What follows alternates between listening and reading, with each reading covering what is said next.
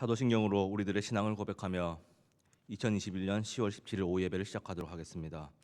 전능하사 천지를 만드신 하나님 아버지를 내가 믿사오며 그 외아들 우리 주 예수 그리스도를 믿사오니 이는 성령으로 잉태하사 동정녀 마리아에게 나시고 본디오 빌라도에게 고난을 받으사 십자가에 못 박혀 죽으시고 장사한 지 사흘 만에 죽은 자 가운데서 다시 살아나시며 하늘에 오르사 전능하신 하나님 우편에 앉아 계시다가 저리로서 산자와 죽은 자를 심판하러 오시리라.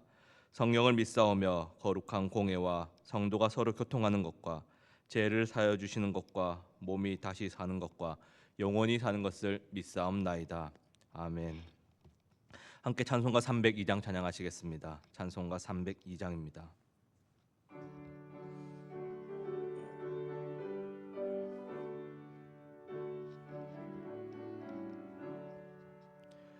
내 주 하나님 넓고 큰 은혜는 저 큰 바다보다 깊다. 너 곧 닷줄을 끌러 깊은 데로 저 한가운데 가보라. 언덕을 떠나서 장파 예배 띄워 내 주 예수 은혜의 바다로 내 맘껏 져가라.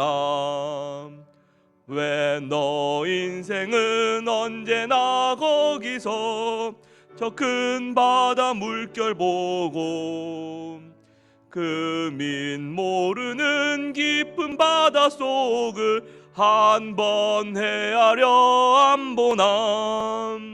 언덕을 떠나서 장파 예배 띄워 내 주 예수 은혜의 바다로 내 맘껏 져가라. 많은 사람이 얕은 물가에서 저 큰 바다 가려다가 찰싹거리는 작은 파도 보고 마음 약하여 못 가네. 언덕을 떠나서 장파 예배 띄워 내 주 예수 은혜의 바다로 내 맘껏 져가라. 자 곧 가거라 이제 곧 가거라 저 큰 은혜 바다 향해. 자 곧 내 노를 저 깊은 데로 가라 망망한 바다로. 언덕을 떠나서 장파 예배 띄워 내 주 예수 은혜의 바다로 내 맘껏 져가라. 아멘. 오늘 함께 보실 말씀은 다니엘서 2장 46절에서 49절입니다. 다니엘서 2장 46절에서 49절까지 말씀입니다. 제가 가진 성경은 구약성경 1235페이지 정도에 있습니다. 다니엘서 2장 46절에서 49절입니다. 찾으셨으면 함께 교독하시겠습니다. 이에 느부갓네살 왕이 엎드려 다니엘에게 절하고 명하여 예물과 향품을 그에게 주라 하니라. 왕이 대답하여 다니엘에게 이르되 너희 하나님은 참으로 모든 신들의 신이요 모든 왕들의 주제시로다. 내가 능히 이 은밀한 것을 나타내었으니 내 하나님은 또 은밀한 것을 나타내시는 이시로다. 왕이 이에 다니엘을 높여 귀한 선물을 많이 주며 그를 세워 바벨론 온 지방을 다스리게 하며 또 바벨론 모든 지혜자의 어른으로 삼았으며 왕이 또 다니엘의 요구대로 사드락과 메삭과 아벳느고를 세워 바벨론 지방의 일을 다스리게 하였고 다니엘은 왕궁에 있었더라. 아멘. 사랑하는 장로의 성도 여러분, ISFJ, INFP, ENFP, INFJ 등 이런 의미를 알기 힘든 네 글자 영어 알파벳 배열을 들어보셨습니까? 물론 아시는 분들은 아실 것입니다. MBTI라고 해서 사람의 성격을 분석해서 그 유형별로 분류한 것이라고 합니다. 저도 오늘 이 설교를 준비하면서 처음으로 인터넷 사이트에서 성격 유형 검사 이 MBTI를 해봤는데, 저는 ENTP형이라고 뜨거운 논쟁을 즐기는 변론가 유형이라고 합니다. 질문을 한 100여 개 정도 직감적으로 고민하지 않고 그 답이라 생각되는 것을 클릭하며 이렇게 넘어갔고, 잠시 기다리니 그 사이트에서 제 성격을 분석했다고 나오는데, 저는 그 검사의 신뢰성보다는 사실 재미로 해본 것이지 저는 큰 의미를 두지 않고 하였습니다. 그런데 이 MBTI 검사가, 이 성격 검사가 최근에 젊은이들 사이에서 꽤 유행을 한다고 합니다. 인터넷 검색을 조금만 해보시면은 무슨 형은 어쩌다 저쩌다 하는 말들이 참 많이 있습니다. 그래서 어떤 유형은 뭘 해야 하고, 어떤 유형이 나온 사람들은 또 다른 무엇을 할 때 어떻게 집중을 해야 하며 어디에 신경 써서 주의를 해야 하고, 또 어떤 유형은 서로가 잘 맞고, 다른 또 유형과는 궁합이 맞지 않다, 궁합이 좋다 나쁘다 어쩌다 저쩌다 이런 이야기를 곧잘 찾을 수 있습니다. 물론 이러한 성격 유형 검사를 통해서 자신의 성격의 장단점을 분석하고 이렇게 개선하려고 하는 좋은 취지로도 볼 수 있겠지만, 하지만 다만 좀 걱정스러운 것은 마치 점이나 사주를 보는 느낌으로 접근을 하는 경향이 왠지 좀 있다는 것입니다. 단지 성격을 유형화하는 것이 아니라 거기에 얽매여 마치 정해져 있는 미래를 추궁해 나가는 느낌이 없잖아 있다는 것입니다. 실제로 그렇게 좀 보인다는 것입니다. 그걸 통해 결국 우리는 다 알지 못하고 비밀한 그런 어떤 은밀한 세계의 행동 양식이라든가, 또는 앞으로 성격과 행동을 유추해 보니 어떻게 될 것 같다는 식으로 미래의 세계를 알고 싶어하는 그러한 욕망이 어쩌면 투영된 것이라고 할 수 있을지도 모르겠습니다. 그런데 요즘같이 코로나 시대에 미래가 캄캄하고 불투명한 이때, 어떻게 살아가야 할지 막막한 젊은이들에게 농담처럼 말로는 재미로 본다고 그렇게 이야기할지는 몰라도 은근히 어떤 미래의 예측을 거기에서 기대하고 있지는 않은가 하는 생각이 든다는 것입니다. 그렇습니다. 누구나 어떻게 살아가야 할지, 어떻게 살아야 잘 사는 삶인지 궁금해합니다. 그렇지 않습니까? 혹여 어떤 꿈이라도 꾸게 된다면 그것이 신적인 존재가 나에게 주는 미래에 대한 계시는 아닐까 하는 생각을 할지도 모르겠습니다. 사랑하는 장진의 성도 여러분, 아주 오랜 옛날부터 이 꿈이라는 것은 사람들의 어떠한 운명을 계시로 보았습니다. 그리고 오늘 느부갓네살도 꿈을 꾸었습니다.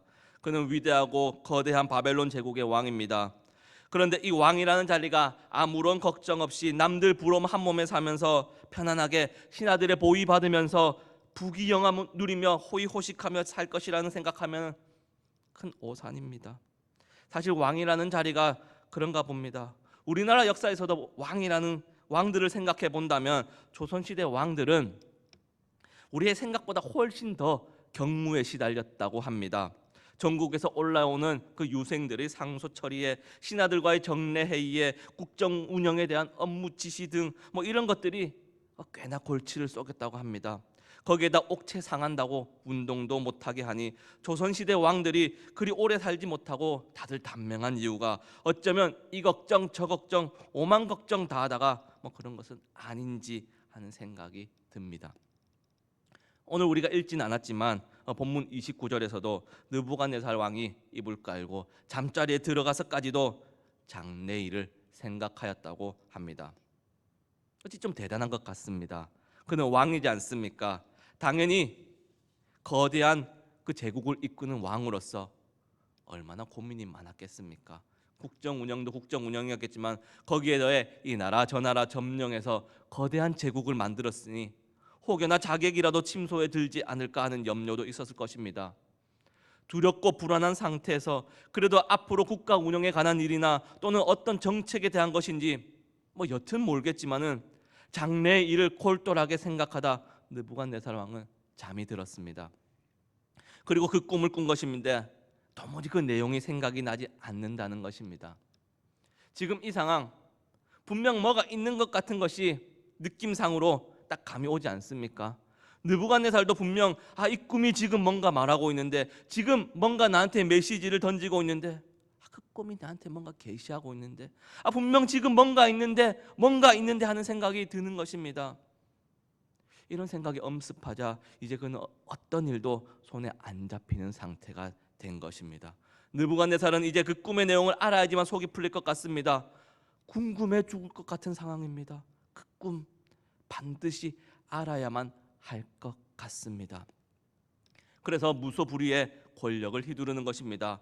왕의 말 한마디면 모든 일이 탁탁탁 다 진행이 되어야 합니다. 그런데 그게 좀 문제가 있는 것 같습니다. 누구도 모른다는 것입니다. 그러니 이제 자신이 꾼 그 꿈을 알게 하지 않으면 모두 다 죽여버리겠다고, 느부갓네살은 바벨론에서 지혜 좀 있다고 정평이 나 있는 사람들은 다 위협을 합니다. 순 억지 부리는 거 아닙니까? 하지만 그 꿈 누가 알겠습니까? 느부갓네살 꿈이 그저 단순히 자신의 심리 상태나 보여주고 누구랑 성격이 맞네 안 맞네 이 정도 수준의 꿈이 아니라 하나님의 계시였기에 하나님의 사람이 아니고서는 그 누구도 알 수 없었습니다. 네, 그 꿈은 하나님의 계시였습니다. 그래서 다니엘이 느부갓네살 왕 앞에 섰습니다. 하나님께서는 다니엘에게 느부갓네살이 꾼 그 꿈의 내용을 아주 생생하게 보여주었습니다. 환상을 통해서 말입니다. 다니엘은 하나님으로부터 그 꿈의 내용을 받아서 느부갓네살 왕 앞에 당당하게 마주합니다. 그리고 왕이 꿈으로 본 그것을 말하기 시작했습니다. 31절에서 33절입니다. 왕이여, 왕이 한 큰 신상을 보셨나이다. 그 신상이 왕의 앞에 섰는데 크고 광채가 매우 찬란하며 그 모양이 심히 두려우니 그 우상의 머리는 순금이요 가슴과 두 팔은 은이요 배와 넓적다리는 노시요 그 종아리는 쇠요 그 발의 얼마는 쇠요 얼마는 진흙이었나이다. 네, 그렇습니다. 느부갓네살 왕은 밤에 꿈에서 금이며 은이며 노시며 쇠로 그리고 진흙이 뒤섞여 있는 그런 신상을 보았습니다. 그런데 그 신상 앞으로 갑자기 사람이 손댄 적이 없는 돌이 산에서 나와서 그 신상의 발을 쳐서 부숴버리고는 그 돌이 태산이 되었다고 합니다. 다니엘은 이 꿈을 해몽을 합니다. 그 꿈은 느부갓네살이 죽고 나서 앞으로 훗날에 관한 이야기입니다. 금머리는 느부갓네살 본인을 이야기한다고 합니다. 그리고 그 다음에 나오는 가슴과 팔, 배와 넓적다리, 종아리와 발 모두 그 이후에 앞으로 일어날 나라들을 의미한다고 합니다. 앞으로 장차 닥칠 이야기라고 하기에는 당장 느부갓네살 왕 자신과 상관 있는 이야기라고 하기보다는 앞으로 장차 미래의 이야기라고 합니다. 거기다 앞으로 장차 올 그 미래의 나라들은 다니엘이 꿈을 해석하기로 자신보다 좀 못한 나라가 일어날 것이라고 합니다. 그리고 영원히 망하지 아니할 한 나라가 오고 또 산에서 돌멩이 하나가 내려와서 다 부수고 한다고는 하지만 먼 미래의 일, 이미 자신과 별 상관이 없는 이야기라는 게 이미 느낌이 확 와버렸지 않습니까? 사랑하는 장제의 성도 여러분, 만약 여러분이 꿈을 꿨는데 지금 이 꿈의 내용을 다른 사람에게 듣는다면 어떨 것 같습니까? 물론 당연히 꿈의 내용을 알고 그 꿈을 해몽하는 것은 신기하긴 합니다. 꿈의 내용을 알게 하고 그 꿈 내용을 해석하는 것 당연히 신기하긴 한데, 그런데 어쩌면 몇 날 며칠 기억이 안 나. 뭐가 있는데 그 꿈 뭐가 있는데 기억이 안 나. 그 꿈 불안하다 하며 신경을 쓰며 마음을 졸여왔는데, 그래서 이 꿈 해몽 못하면 다 죽여버리겠다고 엄포까지 놓았는데 실상 이게 좀 허무하다는 느낌이 들 것 같습니다. 또 한편으로는 기분이 또 꽤 괜찮을 것 같기도 합니다. 느부갓네살 자신을 보고 금머리라고 합니다. 골드 말입니다. 그 이후로 은이고 노시고 쇠며 진흙 섞어서 그렇게 일어나는데 그래봤자 자신들보다 못한 왕들이라고 하기도 하고, 어찌되었든가 자신은 얼마 동안 온 세상을 다스릴 것이라고 하기도 하고, 실상 그 자신의 그 꿈 내용을 들으니 별로 두려워할 이유가 없다는 것처럼 느껴졌을 것입니다. 여기까지 생각이 미치자 느부갓네살은 이제 다니엘에게 엎드립니다. 다니엘에게 절하며 진귀한 선물, 금은보화 이런 거 아니겠습니까? 그런 것들을 아주 잔뜩 많이 주며 또 높은 지위의 자리에 다니엘을 임명하고 바벨론의 지혜자와 어른으로 삼았다고 합니다. 꿈 해몽이라는 신기한 능력을 봤으니 다니엘에게 그럴 수 있다는 생각도 들긴 하는데, 그런데 다니엘의 요구대로 그 세 친구들에게까지도 바벨론의 지방을 다스리는 일을 맡겼다고 성경은 기록하고 있습니다. 느부갓네살 왕이 더 이상 얼마 전까지 그 꿈 해몽 안 하면은 다 죽여버리겠다고 하던 그 폭군은 아닌 것 같습니다. 아주 관대하게 보인다는 말입니다. 다니엘이 그 신기한 능력을 보고 놀라기도 했고, 그 꿈의 내용도 자신에게 별로 문제가 될 것 같지도 않고, 그러니 느부갓네살은 그 다니엘의 하나님을 찬송하였습니다. 47절입니다. 왕이 대답하여 다니엘에게 이르되 너희 하나님은 참으로 모든 신들의 신이요 모든 왕의 주제시로다. 내가 능히 이 은밀한 것을 나타내었으니 내 하나님은 또 은밀한 것을 나타내시는도다. 그렇습니다. 어찌 보면 아주 멋진 고백인 것 같습니다. 비록 지금까지는 하나님을 알지 못하는 그저 한낱 이방의 왕이었지만, 다니엘을 통해서 은밀한 것을 알게 하시는 그 하나님의 놀라운 능력을 경험하고 난 이후에 다니엘이 믿는 하나님은 정말 모든 신 중의 신이요 왕의 주제시란 느부갓네살의 고백은 꽤 잔잔한 감동을 불러일으키는 것 같기도 합니다. 왠지 우리에게 도전을 주는 것 같기도 하단 말입니다.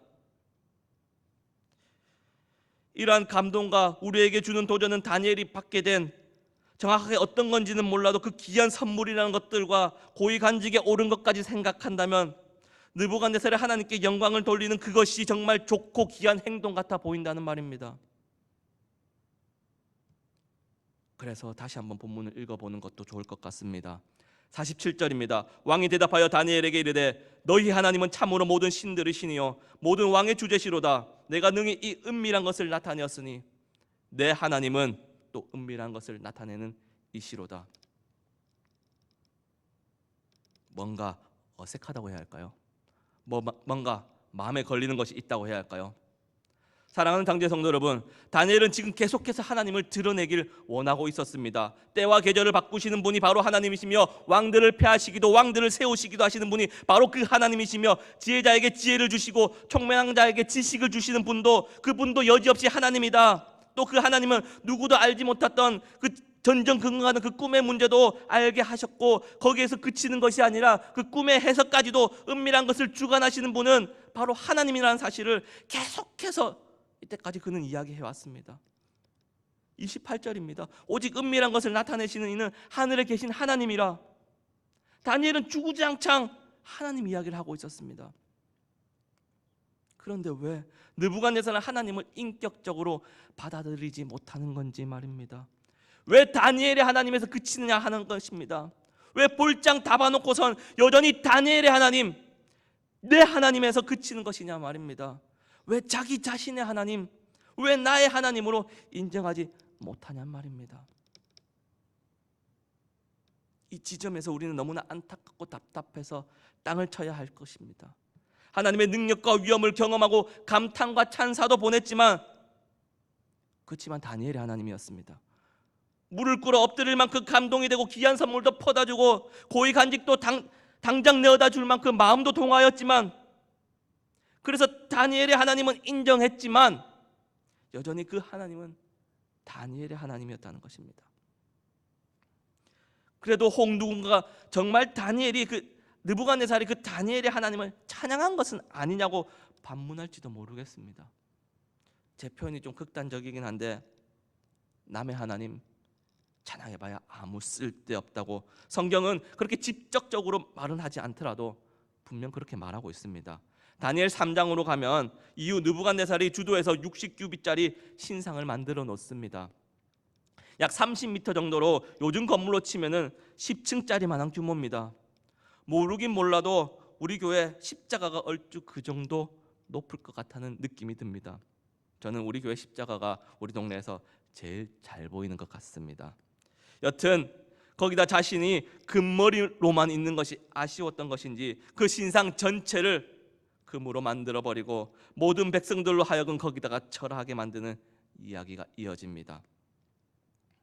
느부갓네살의 하나님, 나의 하나님이 아니라 다니엘의 하나님이었으며, 내 하나님이었으니까 지금 이러한 일들이 벌어지는 것이 가능하다는 결론밖에 나지 않습니다. 결국 자신이 높아지기를 원하는 모습이라고 해야 하나요? 자신이 드러나고 자신이 영광받기를 원하는 것입니다. 아무리 살아계신 하나님의 능력을 경험하였다고 하더라도 나의 하나님이라고 인정하지 못하는 사람들의 모습이 이것입니다. 자신이 주인공이 되어야 하는 것입니다. 인생의 주인은 나라는 확고한 생각 속에서 살아가는 사람들의 상태. 하나님께서 친히 인간이 되어 우리 곁을 찾아오시고 우리의 하나님, 나의 하나님이 되기를 원하셨지만 그 하나님을 끝끝내 나의 하나님이라 부르지 못하는 사람들 말입니다. 진짜 하나님 몰라서 그랬을까요? 다 보았는데, 다 봤으면서도 자신의 하나님을 인정할 수 없어서 결국 다니엘의 하나님에서 그치는 그 느부갓네살이 어찌 생각하면 좀 불쌍한 것 같기도 합니다. 금머리라고 생각했지만, 그래서 잘 나갈 것 같다고 생각했지만 결국 부서져 내릴 조각이지 않습니까? 그래서 우리는 그 누구도 느부갓네살을 하나님의 사람이라 생각하지는 않습니다. 다니엘과 느부갓네살의 차이. 그런데 이게 정말 큰 차이가 납니다. 그래서 우리는 결정적 차이가 바로 이것이구나 하는 생각을 합니다. 나의 하나님, 너의 하나님. 사실 우리 말로 보면 정말 딱 한 글자 차이인데 실로 어마어마하게 다른 결과로 이어진다는 것입니다. 그렇게 보입니다. 사랑하는 장주의 성도 여러분, 여기까지 잘 따라오셨다면 사실 성경은 우리로 하여금 이제 한 걸음 더 나아가길 원하고 있습니다. 우리는 그렇지, 느부갓네살처럼 살지 말자, 나 자신이 인생의 주인처럼 행세하지 말자, 그렇습니다. 아주 좋습니다. 당연히 그 느부갓네살의 삶은 전혀 우리 그리스도인들에게 모범적이지 않으며 하나님을 찬양하긴 하였지만 그 누구도 본받고 싶지도 않고 따르고 싶지도 않다는 것은 어렵지 않게 발견할 수 있습니다. 그래서 대조적으로 다니엘처럼 우리도 하나님을 나의 하나님으로 고백하며 형통한 삶을 살아가는 것처럼 우리도 그렇게 멋지게 고백하고 한번 살아가 보자 이야기하면 맞는 말 같기는 한데 왠지 좀 아쉽다는 것입니다. 나의 하나님으로 고백을 하니 하나님께서 친히 다니엘에게 세상의 복이란 복은 다 쓸어 담아 주셨다. 그래서 다니엘은 바벨론에서 아주 높은 자리에 앉아서 온 지방을 다스리며 지혜자로 어른으로 대우받으며 그렇게 잘 살았다. 이렇게 말하면 왠지 우리는 그 복에 눈이 쏠린단 말입니다. 다니엘, 그의 삶이 복받고 형통해서 부러운 것인지, 느부갓네살은 내 하나님이라고 하는데 다니엘은 나의 하나님이라고 고백하는 그것 때문인지, 진짜 그런 것인지 살짝 긴가민가한 것 같기도 하단 말입니다. 왠지 그 고백이 가져온 결과 같다는 생각에 머무른다는 말입니다. 왠지 그 고백이 결정적 차이 같다, 이런 생각이 들게끔 한다는 것입니다. 여기서 그 고백이 어쩌면 함정입니다. 느부갓네살은 다니엘의 하나님이라며 별 볼 일 없는 수준으로 고백했지만 대조적으로 그렇다면 다니엘은 나의 하나님이라고 고백을 했겠군. 그래서 복받고 형통함으로 이어졌구나. 이렇게 가버리면 함정에 빠져버린다는 것입니다. 진짜는 고백을 하고 안 하고의 문제가 아니라 그 문제를 떠나 애초에 다니엘이 본질적으로 세상의 주권자는 하나님이라는 것을 드러내려고 한 그 사실에 우리는 좀 더 집중을 해야 할 것 같습니다. 다니엘의 그 형통의 문제가 아니라, 그리고 그 고백을 하고 안 하고의 문제가 아니라 내 인생의 주인은 하나님이라고 인정하는 그 사실 그 자체입니다. 하나님의 절대 주권을 인정하는 것입니다. 그것은 말로만 하는 고백이 아니라 삶으로 실천으로 이어져야 한다는 것입니다. 삶에서 하나님을 주인으로 인정하는 모습이 드러나야 한다는 것입니다. 삶에서 하나님을 주인으로 인정하는 모습, 설령 지금 나의 모습이 어쩌면 가난하고 힘들고 병약하더라도 고난 가운데 허덕이고 있다고 하더라도 세상 모든 역사를 주관하시는 그분이 오늘 나와 함께 하시는 하나님이라는 확신 안에 거한다면 우리의 삶은 하나님으로 인해 힘을 얻을 것이며 삶이 형통하고 떵떵거리며 살아가고 나의 하나님이라고 고백까지 한다고 하더라도 삶에서 나의 주인이 하나님임을 드러내지 않는다면 그건 아니라는 것입니다. 잘못된 것이라는 것입니다. 사랑하는 장자의 성도 여러분, 오늘 설교 제목이 결정적 차이입니다. 결정적 차이는 입으로 드리는 고백이 아닙니다. 결정적 차이는 삶에서 드러나는 것입니다. 우리의 삶에서 확연하고도 분명하게 뜨뜻미지근하지 않고 뜨겁든지 차갑든지 우리의 인생의 주인이 하나님임을 선명하게 드러내는 저와 여러분 되기를 주님의 이름으로 축복드립니다. 함께 기도하시겠습니다. 사랑하는 하나님, 감사합니다. 세상은 내가 부각되어 드러나야 하고 내가 다른 사람보다 더 선명해지길 원하며 더 멋지게 보여지길 원합니다. 그렇지만 하나님, 우리의 인생의 주인이 하나님이라 고백하는 우리는 그렇게 살지 않기를 원합니다. 세상과 가는 방향과는 반대 방향이라고 하더라도, 내가 드러나지 않는다고 하더라도 우리 존귀하신 하나님이 드러나기를 원합니다. 확연하고 분명하게 선명하게 주님이 드러나기를 원합니다.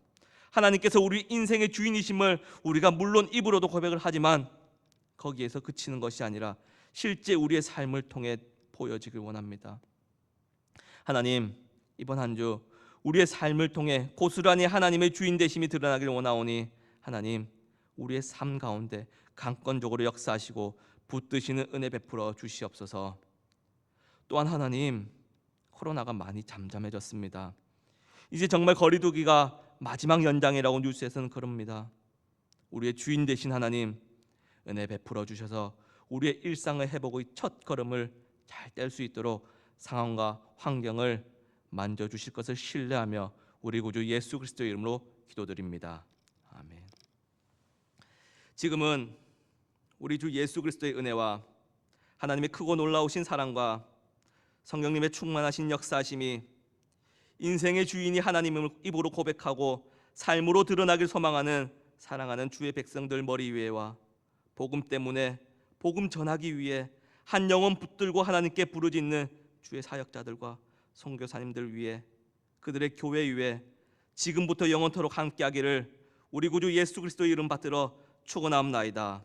아멘.